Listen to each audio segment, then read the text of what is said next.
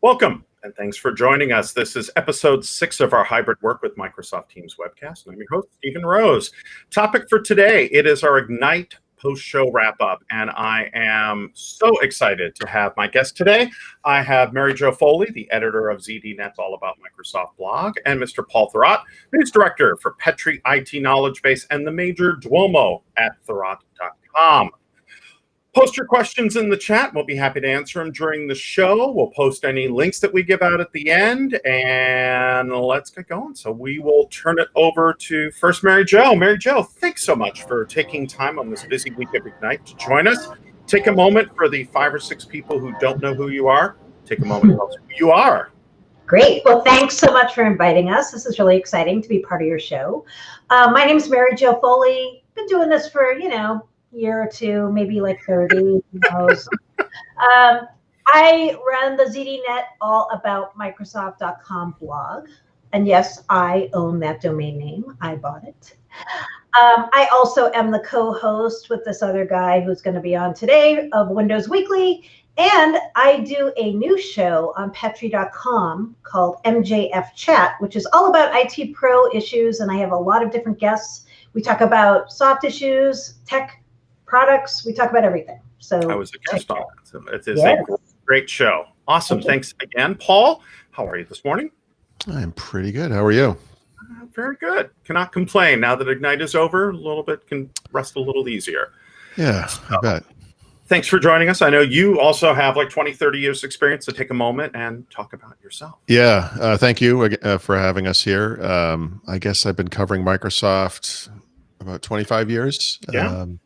I've written about 30 books, mostly about Windows and Microsoft technologies. I was at it was Windows NT Magazine when I started there, but it turned into Penton, this giant corporation, and went all web and virtual, obviously, over time. And was there for 15 years and then broke out independently through Thurrott.com in more recent years. And I co-host Windows Weekly with Mary Jo, and I do a podcast for Petri called First Ring Daily with Brad Sams. And also, I should mention, sorry, before I forget, Andrew Zarian, and I also do the What the Tech podcast each week as well. Absolutely. And of course, Supersite for Windows, which most folks know as well. So lots of good stuff.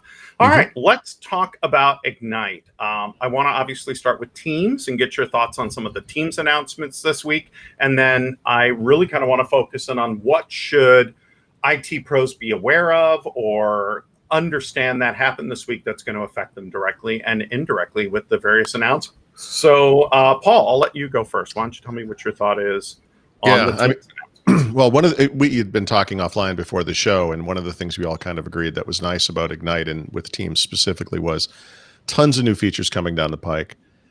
But they're coming down the pike in the next, either this month, October by the end of the year, or January at the latest. I think that's really nice to understand when things are happening, because just an understanding of what is available in Teams is one thing, but knowing when new features are coming, I think, is key.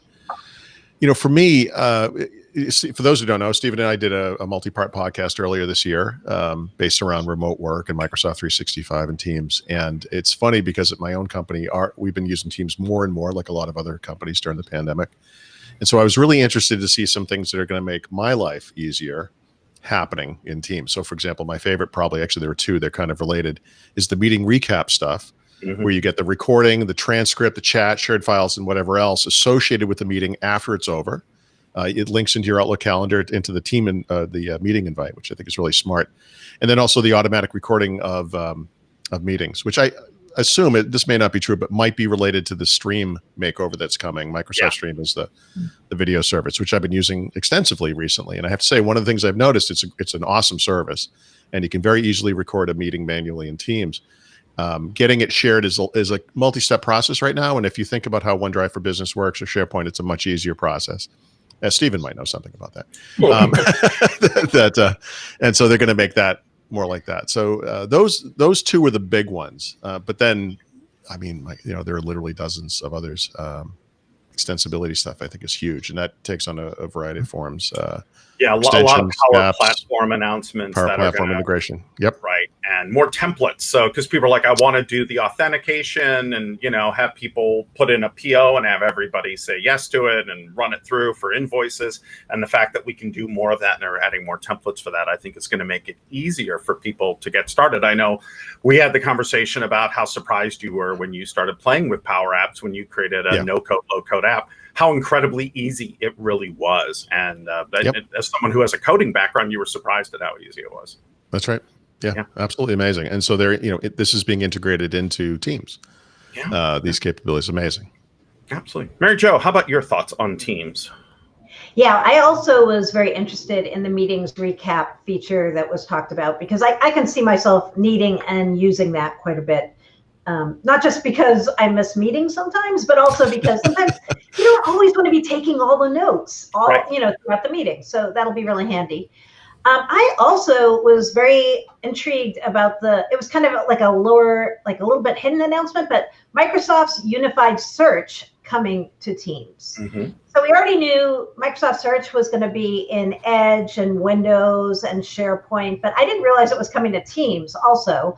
So this should, if it works like the other parts of Microsoft Search, make it easier to find people in your company and messages and files that are pertinent to a conversation that you're having. So I think that will be very interesting as well. Yeah.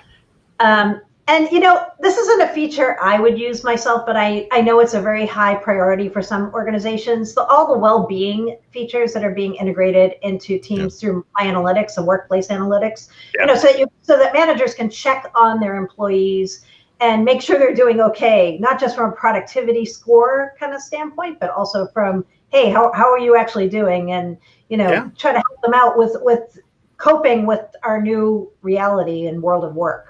Yeah, it is really hard, especially if you're single and, you live alone and you really, being at work each day, you really got a lot of energy from that. And that really helped you. For those who aren't, it may be very hard. And just having that mindfulness aspect, being able to reflect, and then also having other people check in on you can make a world of difference. So there's also, it was interesting. There's also kind of a work-life balance issue that's happening here, right? So I think it's, there's some interesting things coming in Teams with regards to that as part of the well-being stuff this notion of, we don't commute anymore. We didn't realize how important that was mentally for making a transition between home and work. I know it sounds obvious, but the notion that you're leaving work is a key benefit of going to a place to work, Absolutely. Because when you're home, you're just always at work. Yeah. No, it's a big difference. I walk into my office and I sit down where I would be in the car and I was listening to a podcast. I was listening to my emails through Outlook, which was great, and kind of getting in the mood and kind of figuring out what I was going to talk about that day. Now I'm downstairs having a cup of coffee. I sit down and I'm in meetings until 5, 6 o'clock sometimes. I do like the fact that at Microsoft, my boss's boss in Jared Spataro's org has said Friday afternoons from noon on, you're not allowed to schedule any meetings. That's just your time to get caught up, to do email, to do stuff. We're seeing more and more managers do that because they've realized we're doing 5 days worth of work in 4 days. That's right. That's right. And changing that up. Another thing I think you folks did was to make meetings 30 minutes, not an hour. Yes. By default. No. Yeah, it's 40 minutes for an hour and 20 minutes for a 30-minute meeting, so that you actually have some time in between, because biology kicks in. Yeah. Okay. Another feature I didn't mention, but that I saw a ton of tweets about, and a lot of people were asking me about, was the Power BI integration into Teams. A lot of people are excited about that because, there's a lot of Microsoft apps that are already integrated into Teams, but that one just seems kind of like a no-brainer, right? That would come to Teams. So I got to say that kind of integration thing is really key to the success of Teams, because it's a platform that's extensible. Right. And every company, every person can configure this thing as basically a dashboard to meet their needs. That your needs might be different from mine, that will be different from someone else. And, you and I, Stephen, had kind of joked about, maybe Teams is the next Outlook. I think it was Jeff Tieper who said, oh, maybe it's the next Windows, Right. Maybe both of those things were cutting it a little short. I mean, Teams, I don't know that there is anything like Teams.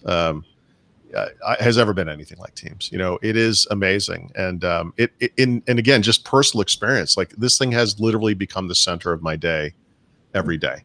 Yeah. And it's been interesting just watching that happen to me, because we kind of talk about it, in a theoretical sense, or speak to customers who are doing this or whatever, but it's happened in my own work life. Yeah. Now, Mary Jo, you were saying earlier that there were so many announcements about things, and you had some thoughts. So why don't you share it? I thought it was great. Yeah. So I have to say, I like and understand why Microsoft is adding new features constantly to both Teams and Microsoft 365. Like it's like every single week I get an email in my inbox about, here's all the new things coming to your Microsoft 365 tenant. And it's not like one or two, it's like 12 or 20, right? So I had a question for you, Stephen, which is like, how do you combat Teams fatigue? Right? Because even why is Teams so good? And so what's wrong with you people? Oh, the Teams announcement and Ignite had at least 30 new features. And so I'm just thinking to myself, how do I even write this and make this like not just a bullet point of, and they had this and this and this and this. Like, how do you keep up with it and like understand all these changes, because they're coming so fast? Absolutely. And I think, one of the first things to think about as you look at announcements for any product is evolution versus revolution. Right. What are features that we are putting out that are helping to evolve, that are natural evolutions of the product, whether we're looking at it competing with Zoom and Slack or something like, we had this version and here's what we're doing to make it better, or taking in that feedback. And a lot of that comes from user voice. What we hear, this is great, but this doesn't work, or I'm using it with this product and here's the problems. The other part is revolution, things that people don't expect that we're bringing to the product to make it better, like the new integration of Cortana and bringing in PowerApps and things like that, which no one else can do. Also, if you try to track everything, you're going to make yourself crazy. I think it's also important to look at what's important to you. Is it the security stuff? If you're the security manager, is that where you really want to be focusing? Because knowing that we added this functionality to chat is maybe not as important as an IT pro as knowing we have this new security feature. So I also think it's focusing in on that area. But it is a lot, because we are getting so many people who are coming back at us. We did get a question. With Insights, there's been concerns about European law. I cannot see any employee accepting their manager to digitally control them. We've had hard pushback on when those insights were introduced. So I'm assuming they're also talking about things like workplace analytics and my analytics and Teams analytics. I'll start this, and I'm curious to get your feedback on it. But it's the important thing to understand about those analytics is I cannot see an individual. I am looking at a group. I'm looking at, Johan's group, or I'm looking at the marketing group or sales group. You are the only one who sees your individual information for, for what you have done. But they will look at it, because it's important to understand, hey, we saw a huge jump in people working after 9 o'clock from this manager on a regular basis. What is this manager doing that all of his employees are spending 6 hours each night online, or things like that? So I think it can help people to create a better work-life balance, but it doesn't look at you individually. Paul, Mary Jo, any thoughts on that? So I have to admit, I turned that feature off for myself. Because I'm a company of one. I'm self-employed, and I'm like really old school. Like, I don't want to know how much time I'm spending at work, because I already know it's a lot, right? Yes. So it's like people who wear their Fitbit and say, "Oh, I only slept 3 hours last night." I don't even want to know how many hours I slept last night. I get that. Yeah. All right, Paul. Having literally just had a bad night of sleep and have observed that in my Fitbit app, I understand what you're saying. I mean, there are analytics, and then there are analytics, and I think it varies based on company. I think what between the two of you, you've kind of arrived at what it is. Very small company, one person or up, like Mary Jo. My company is very small. Maybe this is unnecessary or unwanted, but when you get into these bigger organizations, this is where things start to spread out and become more important. And analytics are involved in that, in the well-being stuff, like you said. And I mean, I don't necessarily want to see a graph that says, "Hey, buddy, you worked 1 hour less this week than you did last week." Yeah. But something that says, "Hey, you need to take some time off to maybe meditate for a few minutes before a meeting," or that type of thing is actually very useful. Mostly because it's something I would never consider myself. And I think that's one of the things that analytics. No, I agree. I look at it and says, "Hey, you don't have any focus time booked next week. Do you want me to automatically put that in for you? Here are people you may want to connect with that you haven't talked to in a while. Here were some emails you sent out that you didn't that you said you'd follow up and you didn't. So You those didn't, types of things are exactly. great. It is not it's always the interesting thing when you say AI, people tend to think, Skynet and everything's going to take over. But it is also and can be used, and that's the way that we really look at it, as an assistive technology to be anticipatory. What do you need? What might you need? And let me get it for you. Much like after a meeting, I'm going to give you all the content that was covered in that meeting so you have it for you. So I don't think it's how you look at it. And I know we didn't answer that question as fully probably as you would have liked, but I think it's important to look at it from some different point of views before doing that. Let's talk about some of the other big announcements this week. Let's talk about Edge. There were some interesting announcements. Paul, you want to take that one?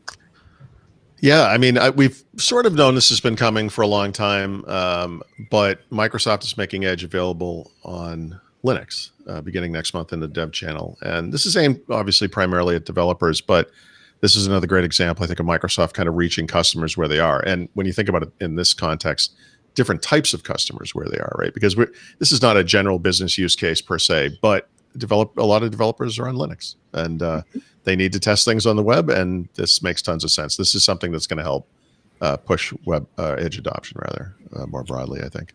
Cool. Mary Jo, Cortex, Syntax, Nucleus, all the S's Explain. and X's. Explain. Yeah. What were your thoughts on this, and what is it for the layperson who just sort of saw all these different announcements on that? Yeah. So let's talk Cortex first. So Project Cortex, we've been hearing about that for a year or two now, which is Microsoft's strategy and set of products for knowledge mining, right, and knowledge management.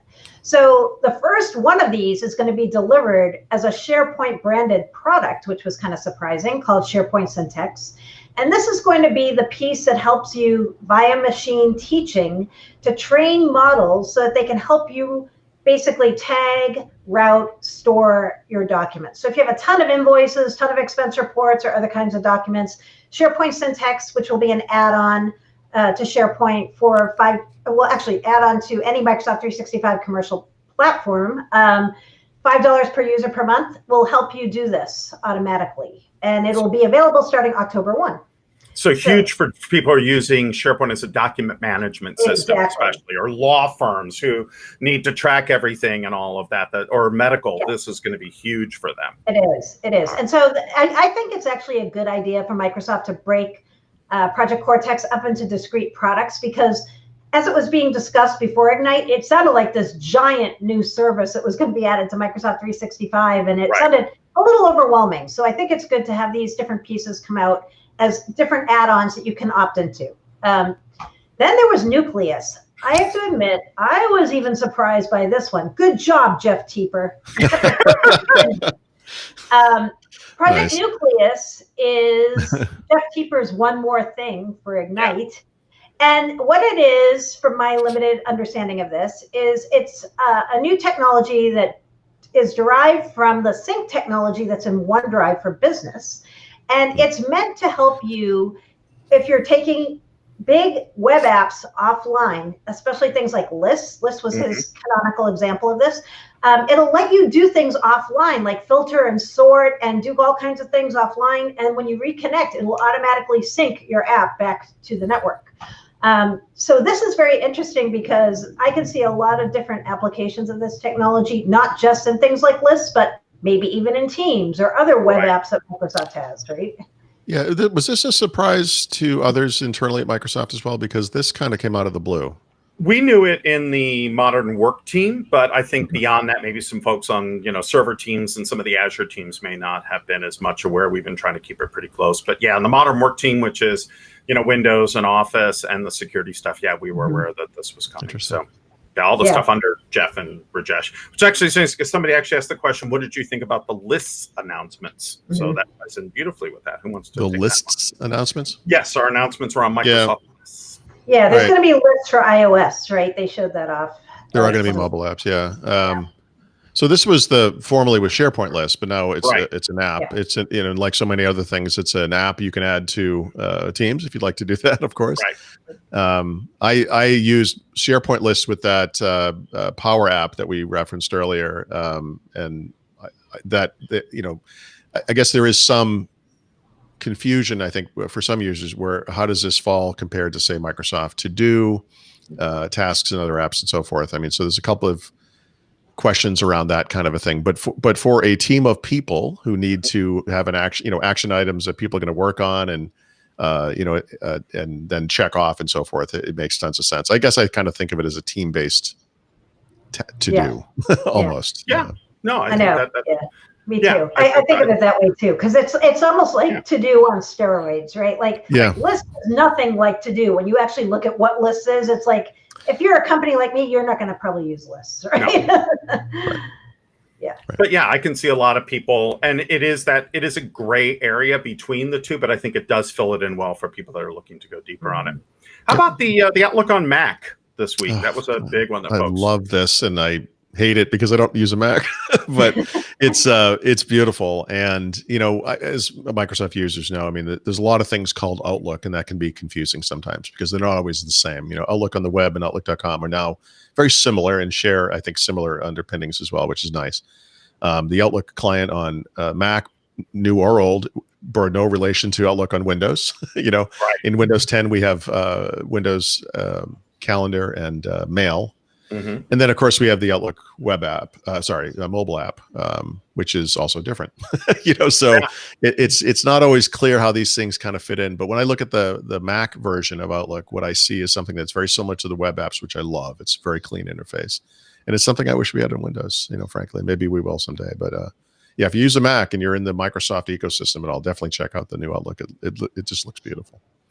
The other big announcement was Office Client and On-Prem services. And I know, Mary Jo, you wanted to talk a little bit about this. So that was a big surprise for a lot of people because it almost seems like we're taking a step backwards or maybe really listening to customers who still really want that sort of service. I don't know. But I vote option B on that. I think customers want that, right? So Microsoft said at Ignite a couple of years ago there would be another variant of Outlook client for Windows and Mac that would be on what they call perpetual, which means non-subscription, right? So at Ignite this year, Microsoft said it'll be out in the second half of next year, which makes me think it'll probably be branded Office 2022. That's my guess, just a guess. But the more interesting piece is the servers, right? So there's going to be another version of Exchange Server.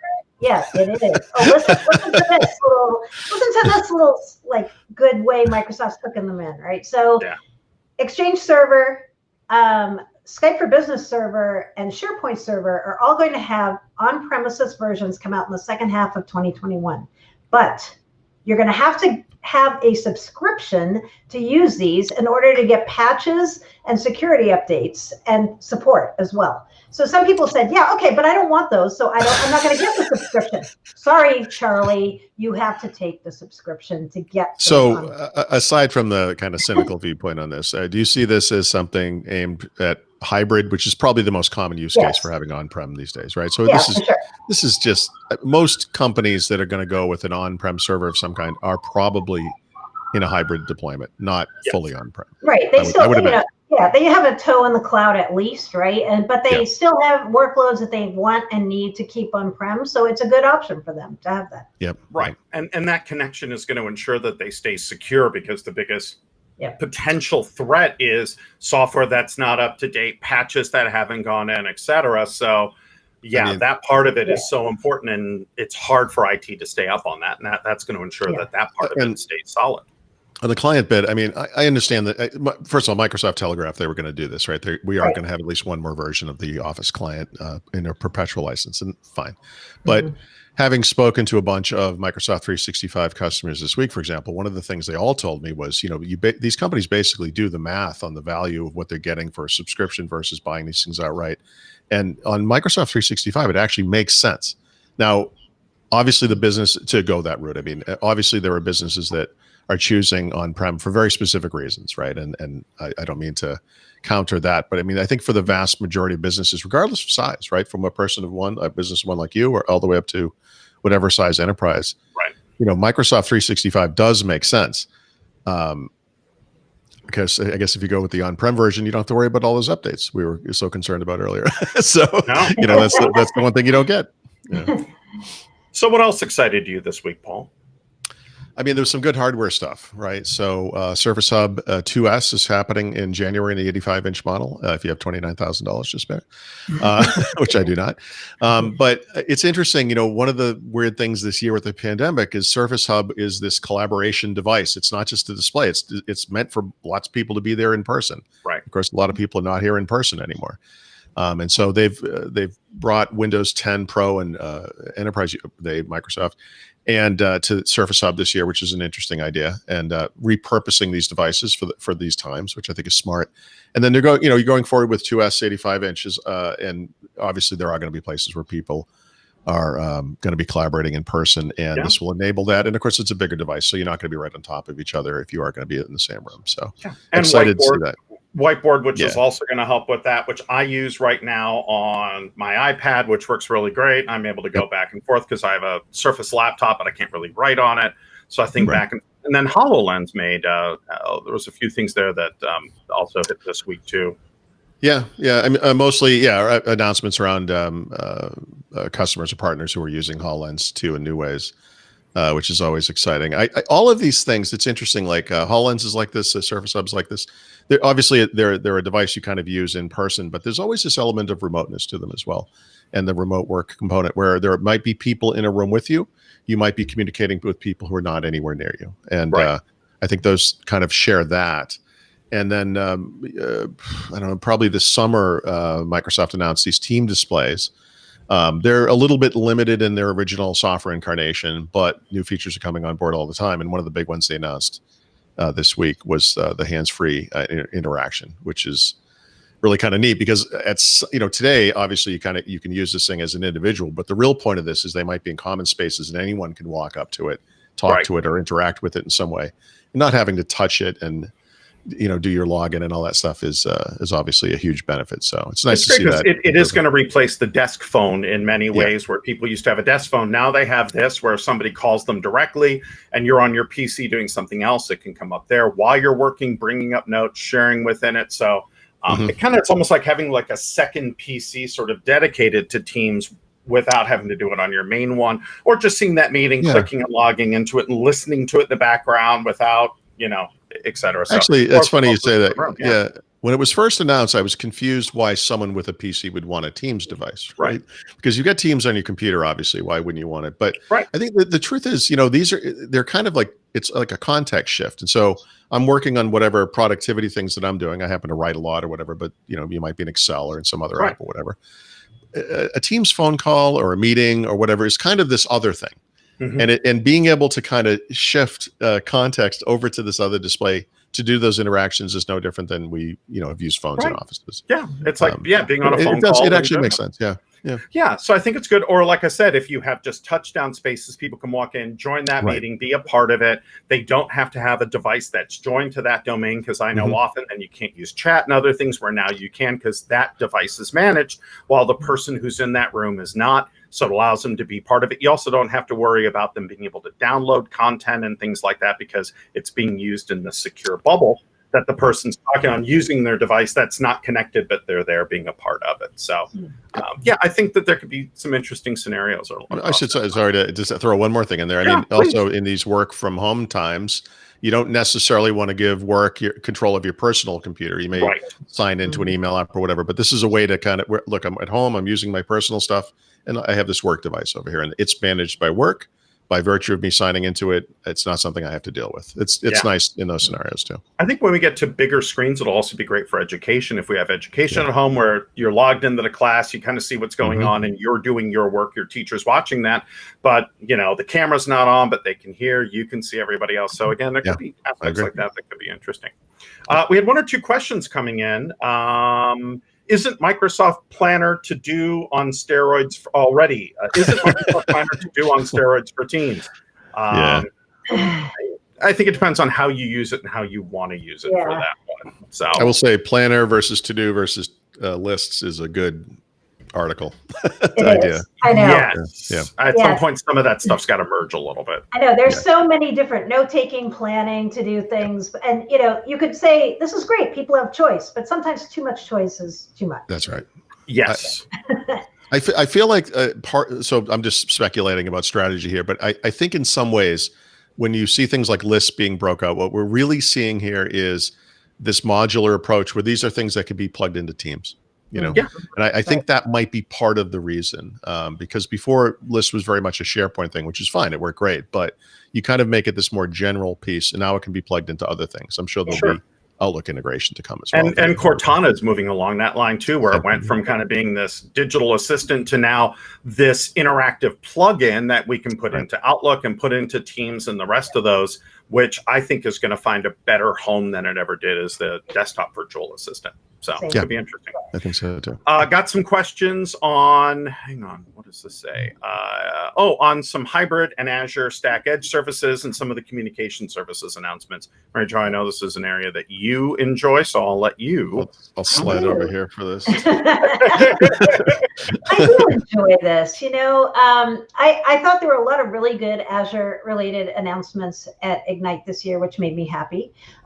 So last year, the biggest announcement of Ignite, I would say, was Azure Stack. I'm drawing a blank on the name now. No, not Azure Stack, Azure Arc, right? Which is not an acronym for anything. Azure Arc is this capability to centrally manage your Azure services wherever they are. And they don't have to just be in Microsoft's cloud. They can be on-prem or even in AWS or Google Cloud, right? So this year, Microsoft kind of advanced that messaging, and they brought into general availability the Windows Server and the Linux Server pieces that are Azure Arc enabled.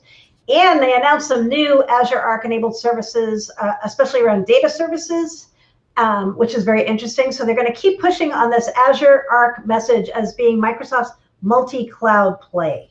There were also 3 new Azure Stack Edge devices. So if you're one of these people who wants to put Azure in your backpack and take it with you on the road, you've got 3 new devices to try out. And so I'm joking about this, but these devices let you do everything at the edge, right? They let you do AI processing at the edge. They let you do networking. They let you do compute and storage. They let you do everything at the edge. So it's pretty cool. Julia White said, our approach is multi-cloud, multi-edge. And I think this shows that whole way of thinking, right? And then there's the Azure Communication Services. So watch out, Twilio. Here comes Microsoft. This is Microsoft's idea of taking the same texting, voice, chat, and video calling capabilities that power Teams and breaking them out and making them available to developers to embed in your own apps. So if you're somebody who is thinking, with what's going on in the world right now, I need video chat and voice chat added to my app, but I don't want to take the time to build that myself, you can actually now use ACS, Azure Communication Services, and just embed that right in your app. And they say it's with very few lines of code. So go at it. Yeah, and now we're putting Azure in space. So we have Azure at the bottom of the ocean. Now we have Azure in space, which you can have clouds underwater or in space. So I'm not sure how that works, but yes. Call it something different. But no, I think it's interesting the way that folks are looking at Edge, and it's gone from this sort of secondary thing to, hey, there's a lot of different uses and not everything needs to go as deeply into the stack. There are a lot of things that can be done in different ways. It opens up opportunities for us to use that in different ways. Absolutely. Lots of developer stuff this week, Paul. Any thoughts? Yeah, I mean, and so, this is a little goofy, but in some ways, my favorite announcement came from Google this week with regards to Windows developers. They're bringing Flutter to the Windows desktop, which is very interesting. And it's an alpha, so it's very early, but the ability to, obviously the dream is to write one app and have it just kind of work everywhere. This is one of those approaches. There are many of them, but yeah, React Native picked up a bunch of new Windows 10 capabilities this past month. Project Reunion, I was kind of hoping we were going to get a milestone release, but I think that might be November. But this is the kind of combining of the Win32 and UWP application models is finally you're rolling toward general release, but that's going to be probably a 2021 thing. And then what else was there? Well, the MSXI Runtime was another one. Yeah, I mean, so it's obviously Ignite is primarily an IT pro show. Timing wise, we've got Build coming up in the spring, so I don't know if there'll be more stuff in the next show, but it makes sense a bit that it wasn't developer heavy, I would say, this year, which is fine because there's already so much going on. .NET is steamrolling toward their first post .NET Core release, right? That is going to be common across everything. That's coming soon. I mean, there's a lot coming. We're right in the middle of this big transition. No, I agree. I thought it was interesting how much PowerApps and PowerApps dev stuff there was. Actually, that was probably, that's a good point. That was probably the biggest set of developer related. Yep, that's true. PowerApps integrated with GitHub.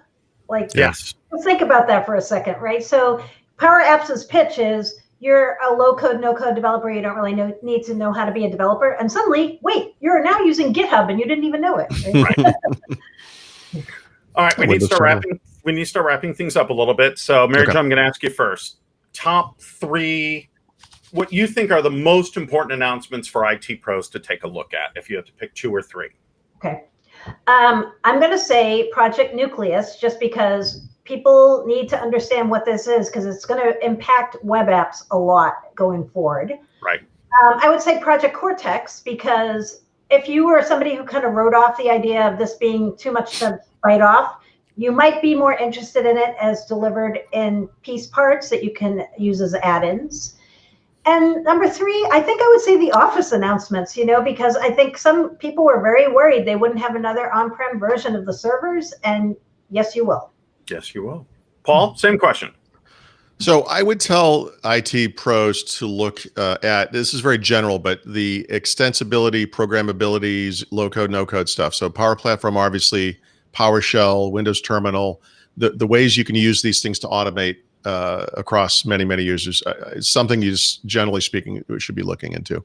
This a little more long-term, the well-being stuff, which isn't really kind of coming together until next year, is something I think we all need to look at proactively and think about for the future. It's something I sort of, like Mary Jo, I think I saw this as kind of a touchy-feely thing when I first read the announcement. I was like, this doesn't seem to make much sense. But the more I look at this, the more I realize how important this is, especially since there's such great uncertainty in the world about when we're going to, if ever, start going back to the way things were. I don't think we are, to be honest. Yeah. So that stuff is big. And then it's just teams in general. I mean, you got to, it is difficult because there's a lot of stuff, but you got to start looking at this stuff and seeing understanding how much it must have impacted your businesses already this year, and looking forward to how much it's going to continue to impact them going forward. Absolutely. And I'm excited that Satya has so made good on his promise around Linux, bringing both Teams and Edge to Linux, as Linux is a platform. We want you to be able to use it and use it the way you want. So absolutely. Again, I want to thank my guests, Paul and Mary Jo. I know what a crazy week it is with Ignite this week, so I so appreciate them taking time. To learn more, check out Paul's site at Thurrott.com, THURROTT. Mary Jo at ZDNet.com/blog/Microsoft. Windows Weekly at TWIT.tv/show/Windows-Weekly. Of course, all the Ignite content at myignite.microsoft.com. 250 to 300 additional videos that were not part of Ignite that are Ignite content are available at aka.ms/virtual hub. And to keep up on all the latest announcements around Teams and Office, make sure to check out the M365 blog, both on Tech Community and the main M365 blog. Next week's show, security. We're going to do a deep dive. We're going to do an AMA. We've had a lot of folks that enjoyed our security show so much, so we'll be doing that. We'll have Chris Jackson and John Grushek and Paula Furman as our guests. We have a cool new device. As always, send me your comments, thoughts, suggestions for the show at Stephen O. Rose on Twitter. Thank you, and we'll see you in 2 weeks.